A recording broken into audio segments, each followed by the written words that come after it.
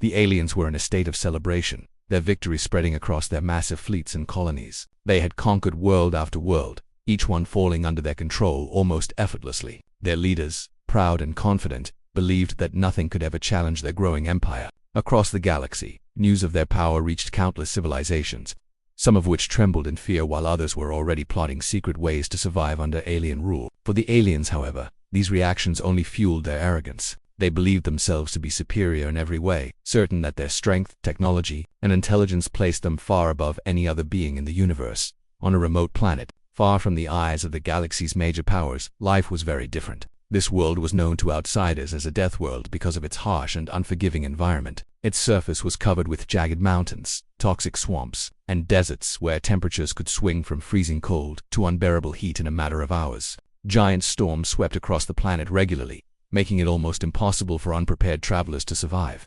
For more than a few hours outside the safety of the hidden settlements, wildlife on the planet was equally deadly. Predators with extraordinary speed, strength, and intelligence roamed the lands, constantly testing the skills and courage of the planet's inhabitants. Every creature, from the smallest venomous insect to the massive apex predators, was a threat. Life on this world demanded skill, caution, and intelligence. The inhabitants of the Death World had adapted in ways that were almost unbelievable to outsiders. From the moment they were born, children were taught to survive. They learned how to read the weather by observing subtle changes in the sky, how to track dangerous animals, and how to find food and water in places that seemed completely barren. Every individual was trained not just to survive, but to thrive in conditions that would have killed an ordinary person within hours. These skills were passed down from generation to generation, creating a society where survival was an art form and intelligence and adaptability were valued above all else. Their cities were hidden beneath mountains, built to withstand storms and attacks from the dangerous creatures outside. Their technology, while different from the advanced spacefaring civilizations of the galaxy, was incredibly effective. They created traps, weapons, and devices that could manipulate their environment and defend them against almost any threat. Despite their isolation, the Deathworlders were not unaware of the galaxy beyond their planet. They had long been monitoring the cosmos, using sensors and signals to watch for any significant events. They had learned to detect distress signals, transmissions, and unusual movements of fleets from far across the stars. Over the years, they had compiled a wealth of information about alien civilizations, their strategies, their weaknesses, and their strengths. They did not intervene unless absolutely necessary, believing that most conflicts would resolve themselves. But when a faint SOS signal reached their planet, it immediately caught their attention. The signal was weak, almost lost in the vastness of space, but it carried a clear message, a call for help from beings who were in immediate danger. The Deathworlders studied the signal carefully. Unlike most civilizations that might panic at the arrival of a mysterious call, they approached it with calm analysis. They did not react impulsively. Instead, they began to make precise calculations, determining the origin of the signal, its potential risks, and the possible outcomes of responding. Meanwhile, back on the alien-controlled planets, the atmosphere was one of unrestrained celebration. Victory parades were held on every major city, with massive displays of light, energy, and sound. Alien leaders gave speeches, boasting about their conquests and mocking those who had opposed them. Soldiers who had fought in countless battles were hailed as heroes, while captured enemies were humiliated, displayed as trophies to remind everyone of the aliens' unstoppable power. The mood was triumphant, almost intoxicating, and it fed into a sense of overconfidence among the rulers. They believed themselves to be untouchable, and their focus was entirely on enjoying the spoils of war rather than anticipating any potential challenges. The contrast between the aliens and the Deathworlders could not have been greater. While the aliens were caught up in their celebrations, blind to any threat outside their immediate control, the Deathworlders were methodically preparing a response. They began to gather their people, calling skilled hunters, engineers, strategists, and warriors. Each individual had a role to play, and their society operated with the precision of a finely tuned machine. Communication was swift and efficient, with messages passed instantly through secure networks that were almost impossible to intercept. As the Deathworlders mobilized, they remained calm, deliberate, and focused on the task at hand. Their goal was clear. They would answer the SOS and provide aid, but they would do so in a way that maximized their effectiveness and minimized risk. The Deathworlders' preparation included more than just mobilizing people. They examined their environment carefully, using it to their advantage. They knew the terrain of their planet better than anyone else, and they could manipulate it to create defensive positions, traps, and hiding places. They could move silently, strike with precision, and disappear without a trace. Their technology, adapted to the extreme conditions of their world, was equally formidable. They had vehicles capable of traversing dangerous terrain, weapons designed to incapacitate even the most resilient threats, and communication systems that allowed them to coordinate complex maneuvers across vast distances. Every action they took was calculated to achieve the maximum impact while maintaining the safety and security of their people. The aliens, in contrast, were not just unaware of the Deathworlders, they actively underestimated them. They considered the planet unimportant, a distant backwater that posed no real threat. They had faced civilizations before that claimed to be dangerous, only to crush them easily. This overconfidence blinded them to any possibility that the SOS could result in a formidable response. They laughed at the signal, assuming it came from desperate beings who could not possibly change the balance of power in the galaxy. Their arrogance made them predictable, leaving them vulnerable to strategies and tactics that they could not foresee. As the Deathworlders continued to prepare, their society buzzed with quiet determination. Individuals who had spent years training in survival and combat shared knowledge with others, teaching techniques for stealth, strategy, and rapid response. Children who had been trained to read subtle patterns in nature were now learning to read patterns in space, detecting small movements and signals that others would overlook. Every citizen, from the youngest to the oldest, understood the importance of the moment. They were about to step into a conflict far beyond their planet, and every skill, every piece of knowledge, and every ounce of courage would be necessary to succeed. Despite the danger and uncertainty, there was also a sense of purpose and pride among the Deathworlders. They did not act out of fear or a desire for conquest. They acted because it was the right thing to do. The SOS represented lives in immediate danger, and they had the ability to intervene. The people of the Deathworld had endured countless hardships and had survived against incredible odds. This had forged a society of resilient, intelligent, and resourceful individuals. They understood that their actions now could have consequences far beyond their planet, shaping the destiny of countless beings across the galaxy. The aliens, oblivious to these preparations, continued their celebrations late into their night cycles. Music, lights, and holographic displays filled the cities, while elite warriors and leaders basked in the admiration of their subjects. Every victory, every conquered world, was another reason to inflate their sense of invincibility. They did not know that their arrogance had already set the stage for a reckoning. Far across the void of space, sensors on the Deathworld picked up minute details of the alien fleets, studying their movements, weaknesses, and communication patterns. Each piece of information would later become critical in the response that was being carefully crafted. And so, two very different worlds prepared in parallel. One, intoxicated by victory and arrogance, believed itself untouchable and supreme. The other, shaped by hardship and discipline, moved quietly, preparing for an intervention that would change the galaxy in ways no one could yet imagine. The SOS had been received, and while it was only a faint whisper in the vastness of space, it was enough to awaken the Deathworlders' sense of duty, skill, and resolve. What began as a simple call for help was about to become the spark that would ignite a series of events, demonstrating that the universe often rewards those who are prepared, resilient, and brave. The scene was set for the clash of two very different forces. The aliens, confident and overjoyed, remained blissfully unaware of the storm that was gathering in response to the SOS. The Death, methodical, prepared, and highly capable, stood ready to act, fully aware of the challenge ahead but confident in their abilities. The fate of many would soon hang in the balance, and what seemed like a small signal in the void would turn out to be the catalyst for a confrontation that no one, not even the victorious aliens, could have anticipated. The aliens were still in a state of triumph, convinced that their dominance over the galaxy was complete. Across their controlled planets, celebrations continued uninterrupted. Cities glowed with radiant lights that streaked across the skies like rivers of fire, and the air buzzed with the sound of victory music, cheering, and the hum of powerful engines. Soldiers who had fought in countless battles were paraded through the streets, honored for their success, and shown as symbols of the Empire's unchallenged power. Leaders gave speeches, each one louder and more arrogant than the last, boasting of how easily they had crushed every civilization that dared to oppose them. To them, the galaxy was no longer a place of uncertainty. It was theirs, and no force, they believed, could ever take it away. Meanwhile, far away, on the harsh and unforgiving Deathworld, the faint SOS signal continued to reverberate through the sensor networks of the planet. Unlike the aliens, the inhabitants of this world did not underestimate the signal. They knew that even a weak call for help could represent the lives of many beings in imminent danger.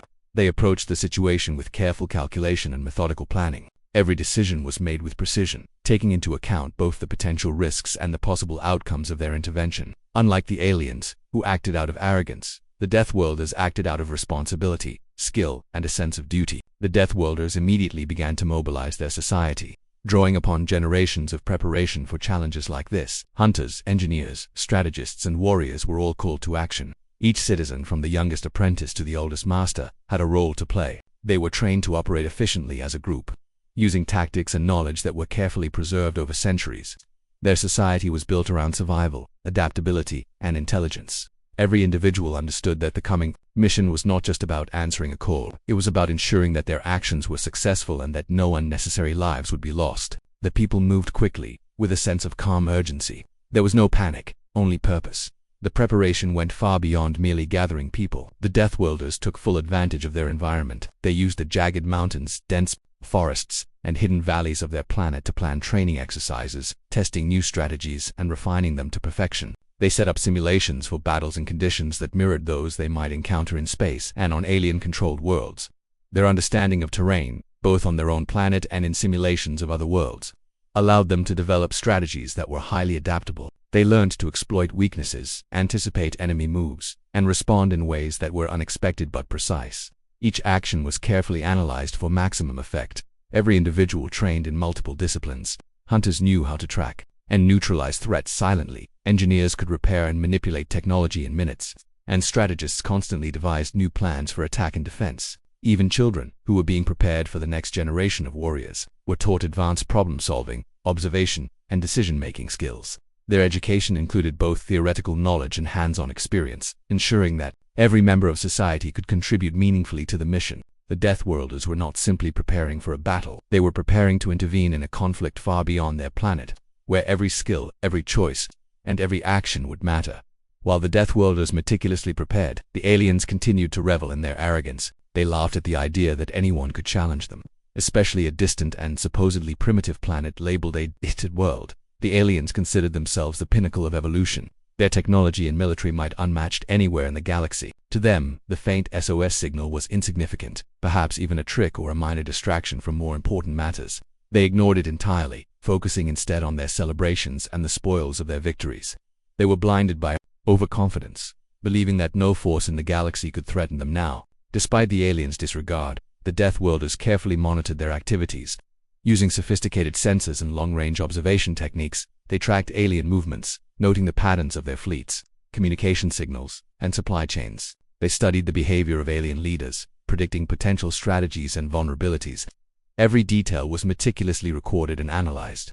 Even the smallest patterns could provide crucial information that would allow the Deathworlders to gain an advantage when the time came to respond. While the aliens indulged in frivolity, the Deathworlders were already learning about their enemy, preparing to turn the situation in their favor. As the Deathworlders' preparations continued, the society itself seemed to come alive with quiet intensity. Citizens who had spent years training in isolation now collaborated, sharing insights, techniques, and plans. Engineers discussed ways to enhance their vehicles and weapons. Hunters analyzed tracking and ambush strategies, and strategists refined the overall plan of response. There was a sense of unity, a collective understanding that the success of the mission depended on everyone working together seamlessly. Each person's skills were crucial, and each individual's contribution was valued equally. The society operated as a well-oiled machine, with every action carefully synchronized for maximum efficiency. The Deathworlders also developed contingency plans for unexpected events. They understood that space was unpredictable and that alien opponents could react in ways that no one anticipated. Therefore, they prepared multiple layers of strategies, each designed to handle a variety of scenarios. These plans included escape routes, emergency communication systems, and hidden reserves of weapons and supplies.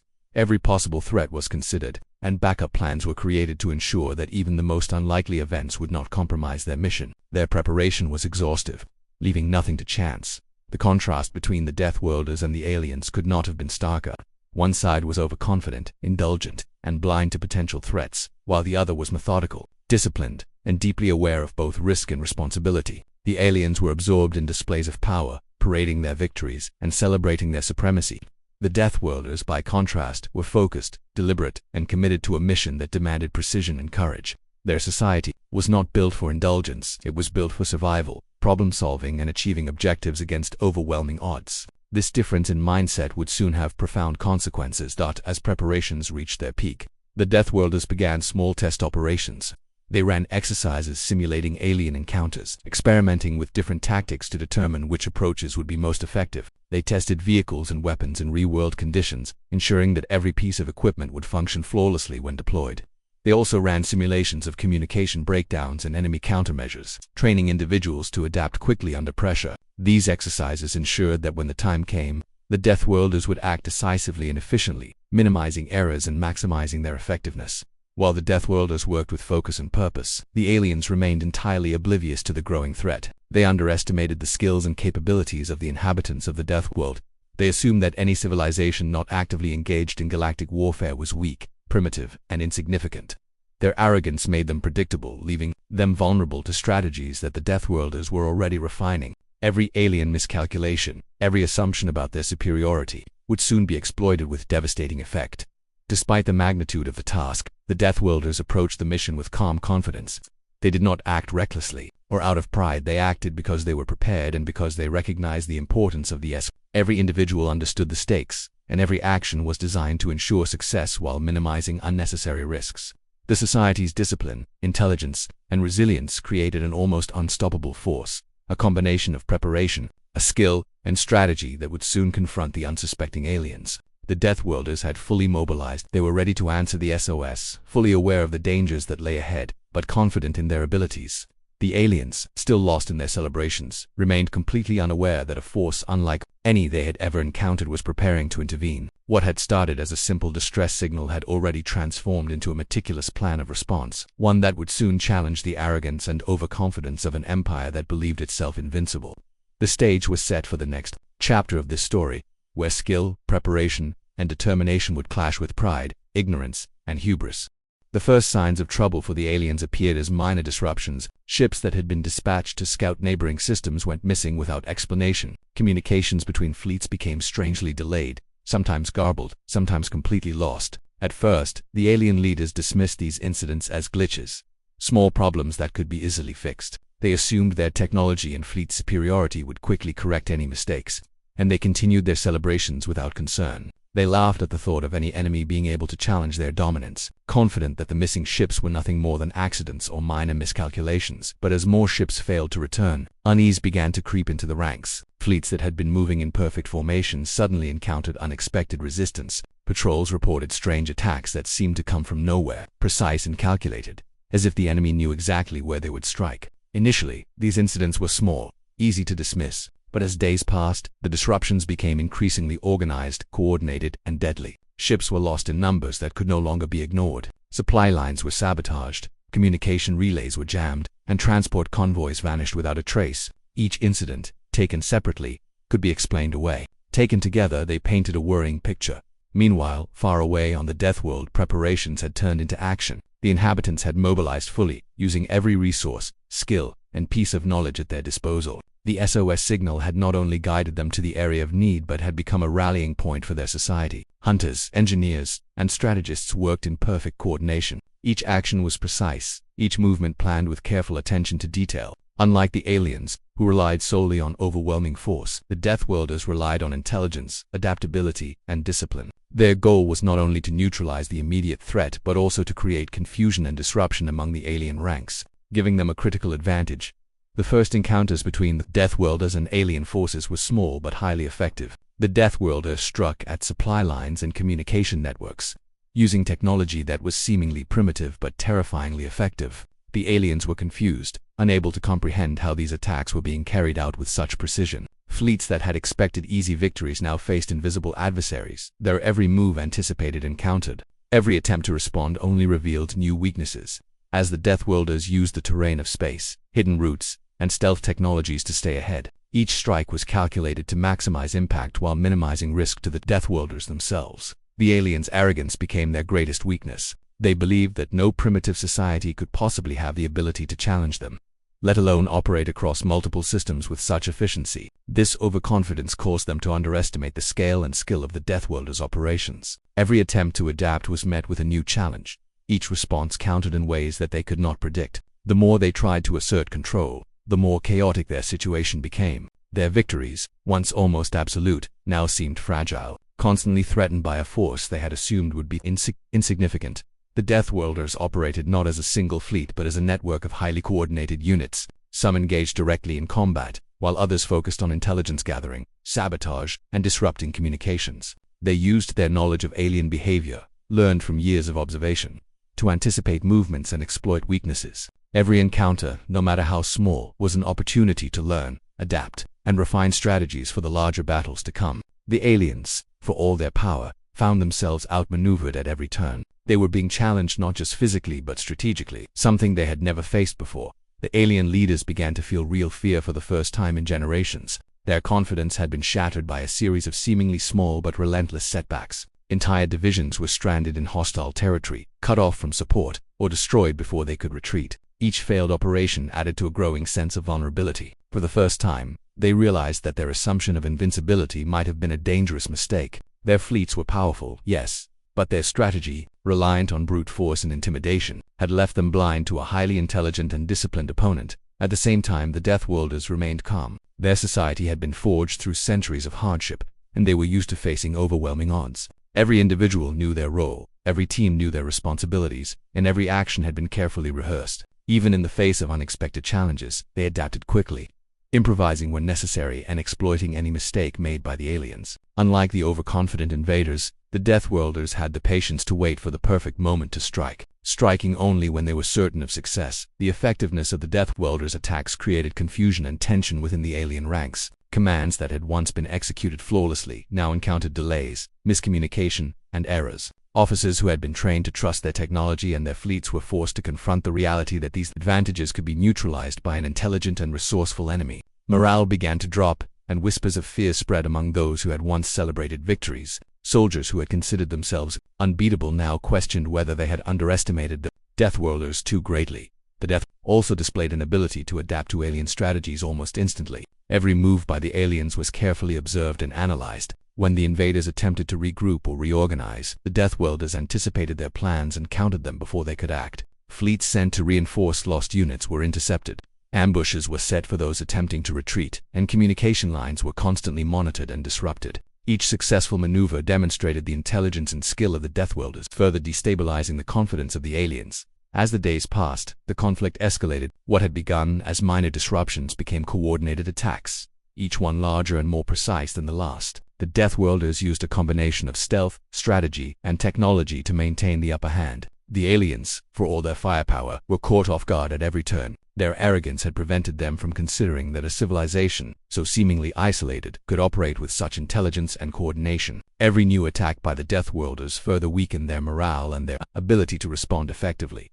The turning point in this phase was subtle but unmistakable. The aliens, once confident in their ability to control the galaxy, were now forced to recognize that they faced a serious and highly competent opponent. Entire fleets were delayed or destroyed, supply lines were severed, and their communications remained disrupted. The once celebratory leaders now convened in urgent meetings, struggling to understand how a seemingly primitive planet had managed to challenge their dominance so effectively. The Deathworlders' actions had created a situation that was no longer manageable through simple force, and the aliens were forced to reconsider their strategies entirely.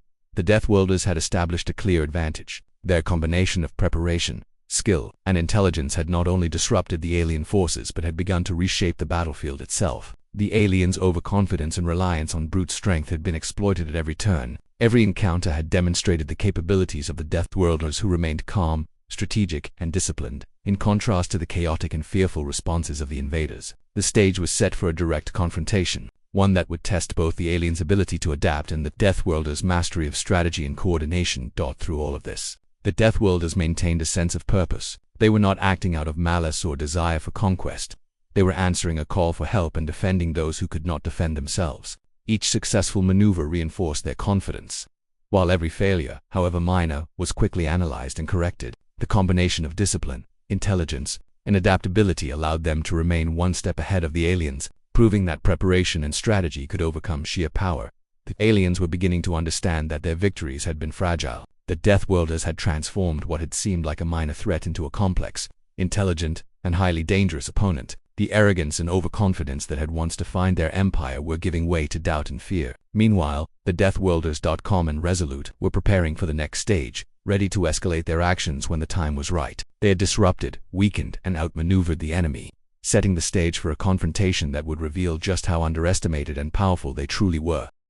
The alien forces were in chaos. For days, their fleets had been harassed, sabotaged, and outmaneuvered by an unseen enemy. The small disruptions that had started weeks ago had now grown into a series of devastating blows. Ships that had once patrolled systems confidently were now trapped, their reinforcements delayed or destroyed, and every attempt to regroup seemed to be anticipated and countered before it could even begin. The aliens, who had once celebrated their victories with confidence and pride, now faced a creeping, terrifying realization. Their arrogance had blinded them to a force they could not control. And then, the Deathworlders revealed themselves fully. After operating from the shadows, striking from hidden positions and using stealth and intelligence, they finally emerged where the aliens could see them clearly. From hidden asteroid belts, cloaked orbital stations, and concealed planetary bases, their fleets and warriors appeared in precise formation. Every ship, every unit, and every maneuver demonstrated meticulous preparation and coordination. What had been dismissed as a primitive society was now a formidable force, and the aliens were forced to confront the full scale of their opponent.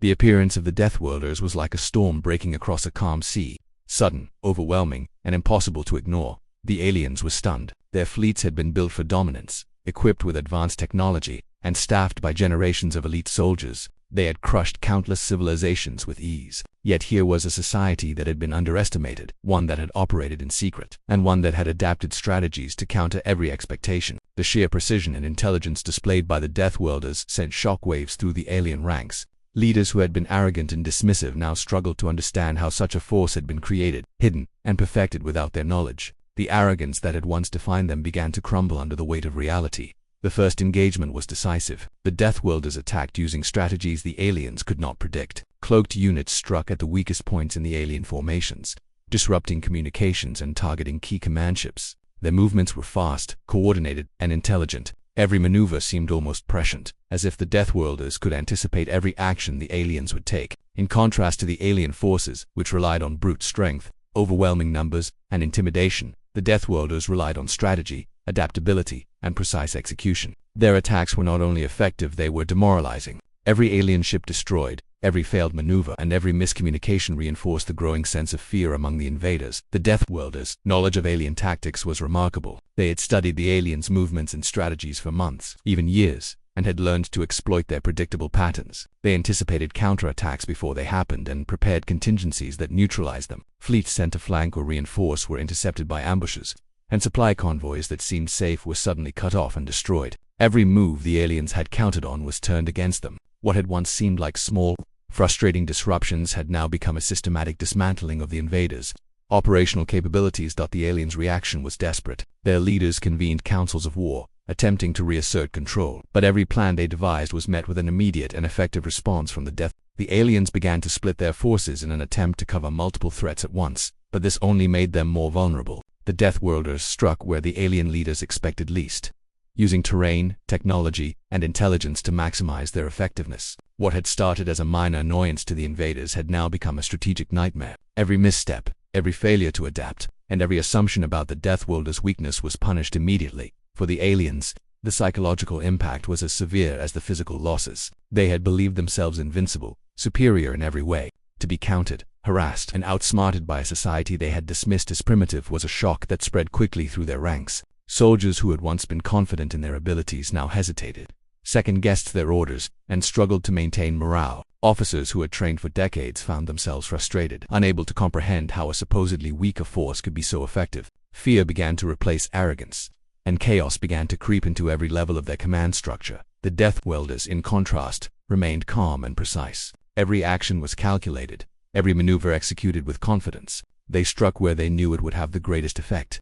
not just in terms of destruction but also in terms of breaking the enemy's will. Their society had been forged in extreme conditions, and they were used to thinking strategically, acting decisively, and maintaining discipline under pressure. Unlike the aliens, whose confidence had made them predictable, the Deathworlders adapted to every situation, turning the invaders' strength into their weakness. Their reveal was not only a tactical maneuver, it was a demonstration of capability and unity. The Deathworlders had coordinated their forces with precision that the aliens could not match. Ships moved in perfect formation, ambushes were executed flawlessly, and communication between units was instant and reliable. Every individual, from the youngest warrior to the oldest strategist, knew their role and executed it perfectly. The aliens, by contrast, were struggling to coordinate, to react, and to understand. They had assumed superiority, and that assumption was now their greatest vulnerability.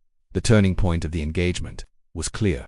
The aliens were no longer in control. The Deathworlders had forced them onto the defensive, exploiting every weakness and using intelligence and preparation to gain the upper hand. Fleets that had once moved confidently across the stars were now in retreat or under constant attack. Key positions were lost, supply lines cut, and morale shattered. The Deathworlders had shown not just their capability but also their resolve. Every move was deliberate, demonstrating that they were not here by accident. They were here to change the balance of power.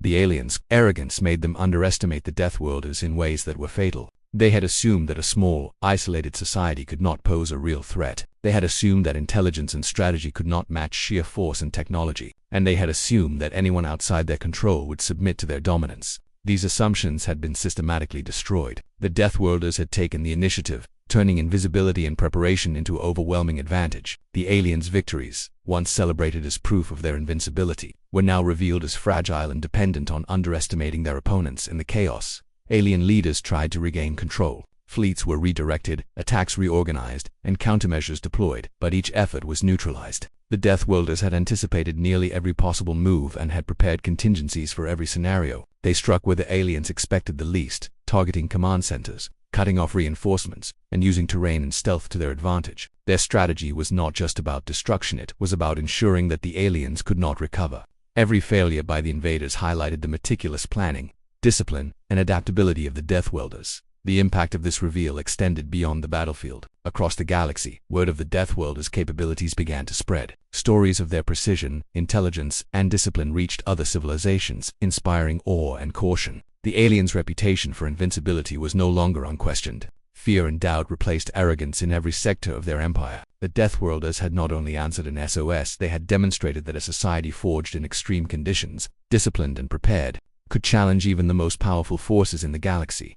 The Deathworlders had achieved more than tactical victories. They had shifted the balance of power, forcing the aliens to recognize that they were facing a real and capable adversary. Every move, every engagement, every strike had been executed with precision, demonstrating the combination of preparation, intelligence, and courage that had been cultivated for generations. The aliens, once smug and overconfident, were now forced to confront the reality of a threat they had ignored for too long. The Deathworlders had revealed not just their presence but their dominance, setting the stage for the final phase of the conflict, where the full consequences of underestimating this society would become undeniable. The Deathworlders had shown that preparation, skill, and discipline could overcome arrogance and brute force. They had revealed themselves fully, striking decisively and methodically, proving that even the most powerful adversaries could be challenged by intelligence, strategy, and determination. The aliens' confidence had been shattered, and the stage was set for the ultimate confrontation, one that would determine the fate of countless lives and reshape the galaxy forever.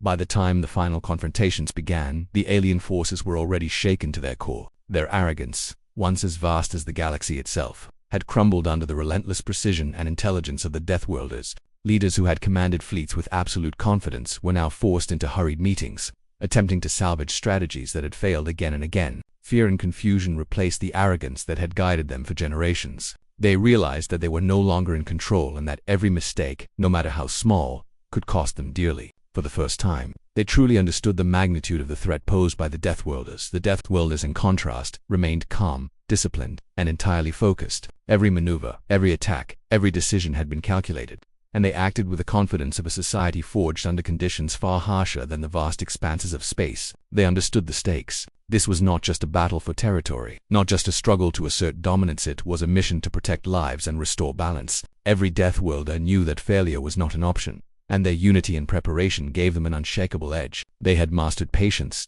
strategy, and precision, and now the time had come to bring all of it to bear against a faltering enemy. The Deathworlders attacked with coordinated strikes that targeted critical points in the alien command structure. Ships that had once seemed invincible were disabled with precision, and supply chains that had kept the alien fleets operational were severed.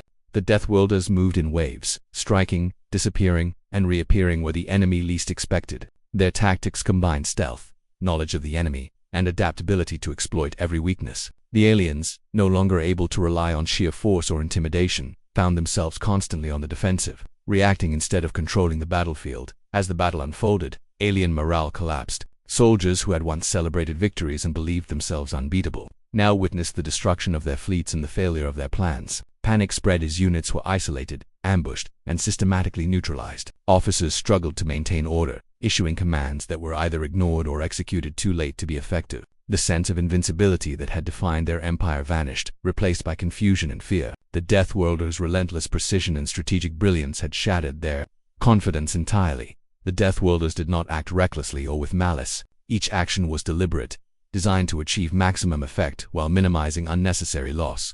Their attacks were not mindless destruction, they were calculated strikes, meant to dismantle the alien forces and create a pathway for the resolution of the conflict. They prioritized critical targets, command centers, strategic positions, and supply lines, ensuring that the alien forces could not regroup. At the same time, they used their advanced observation skills to identify areas where enemy soldiers could be spared or captured, demonstrating both efficiency and discipline in every maneuver. The alien leaders attempted to rally their forces, to regain some sense of control, but it was too late. Their assumptions, their overconfidence, and their reliance on brute force had left them vulnerable to an opponent who had planned meticulously, adapted rapidly, and executed flawlessly. Every attempt to counterattack was anticipated and neutralized. Fleets sent to reinforce vulnerable areas were intercepted before they could arrive, and communication networks remained compromised, preventing coordination. The Deathworlders had anticipated almost every possible move, leaving the aliens struggling to respond effectively. Despite the pressure and chaos, the Deathworlders maintained an air of calm authority. Their coordination and discipline created an almost unstoppable rhythm of action. Units moved in perfect synchronization, ensuring that every maneuver complemented the others, while the aliens floundered in panic and confusion. The Deathworlders adapted instantly, taking advantage of every opportunity and turning every challenge into a calculated gain. Their patience and precision, honed over generations on a planet designed for survival against overwhelming odds, gave them an edge that the aliens could not hope to overcome. Turning point of the conflict came when the Deathworlders demonstrated not only their tactical superiority but also their capacity for strategic foresight. Entire alien divisions, thinking they had found safety or opportunity, were caught in maneuvers that neutralized them before they could act. The Deathworlders had used every available resource to understand the enemy's patterns, weaknesses, and strategies. They exploited miscalculations, forcing alien fleets into positions where escape was impossible, and systematically dismantled the command hierarchy of the enemy. By the end of these engagements, it became clear that the aliens had no hope of regaining control. As the battle reached its climax, the Deathworlders' strength was undeniable. Ships that had once dominated the galaxy were now retreating. Systems that had seemed secure were falling. And alien leaders were faced with the humiliating realization that their empire could be challenged by a society they had dismissed as primitive. The Deathworlders.com, disciplined and relentless, had not only defended those in danger but had also redefined the balance of power in the sector. Their combination of preparation, intelligence, and courage proved that even the most powerful forces could be defeated by skill and strategy. The impact of the Deathworlders' actions extended far beyond the battlefield. Across the galaxy, word of their capabilities began to spread. Other civilizations, who had once feared or avoided the aliens, began to take note of the Deathworlders' efficiency, discipline, and tactical genius. The reputation of the aliens, once thought unassailable, was now tarnished by their failures. The Deathworlders had not only answered the SOS, they had established themselves as a force to be reckoned with, earning respect and caution from allies and enemies alike. Their actions demonstrated that power alone was not enough to dominate the galaxy. Preparation, strategy, and unity were equally, if not more, important. The resolution of the conflict left the aliens weakened and humiliated. Their fleets were scattered, their leaders demoralized, and their sense of invincibility shattered. The Deathworlders, on the other hand, had proven that careful planning, discipline, and intelligence could overcome even the greatest technological and numerical advantages. They had acted decisively, saving countless lives, and had reasserted the importance of strategy and adaptability in warfare. The outcome of the conflict would be remembered as a turning point in galactic history, a reminder that arrogance could be a fatal flaw, and that a society forged through hardship could achieve remarkable feats. After the battle, the Deathworlders did not celebrate recklessly. They had accomplished their mission, but they understood that vigilance was still necessary. They tended to their wounded, repaired their ships, and reinforced their positions, ensuring that their society remained secure. They communicated with other civilizations that had been affected, providing aid and guidance, and shared their knowledge of the conflict to prevent future disasters. Their actions were guided not by pride or ambition but by responsibility, discipline, and a commitment to protect others. The aliens, in the aftermath, were forced to confront the consequences of their overconfidence. They had underestimated a civilization that had been dismissed as insignificant, and the result was catastrophic. Their forces were weakened, their reputation tarnished, and their morale shattered. They began to reassess their strategies, realizing that brute force alone was insufficient in a galaxy filled with intelligent, adaptable opponents. The lessons of the conflict would linger, shaping their future decisions and altering the way they approached warfare, diplomacy, and expansion. Across the galaxy, the story of the Deathworlders became legendary. Civilizations that had once feared alien domination now found hope in the example of a society that had risen from harsh conditions, honed their skills through preparation, and acted decisively to answer a call for help. The Deathworlders demonstrated that courage, intelligence, and unity could overcome even the most formidable enemies. They became symbols of resilience and strategy, showing that a small, disciplined, and determined force could change the course of events, even against the most powerful adversaries.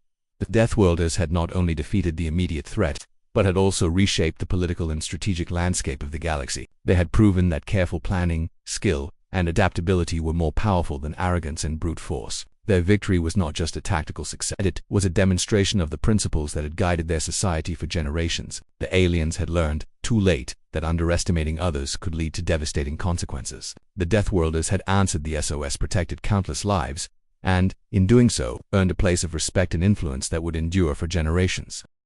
The galaxy would never forget the moment when the so-called primitive Deathworlders emerged from obscurity to challenge and defeat an empire. Their victory was a testament to the strength of preparation, strategy, and courage. The aliens, once triumphant and arrogant, were now humbled, while the Deathworlders returned to their planet with the quiet pride of a society that had done what was necessary, that achieved the impossible, and proven that true strength came not from dominance alone but from unity, intelligence, and determination.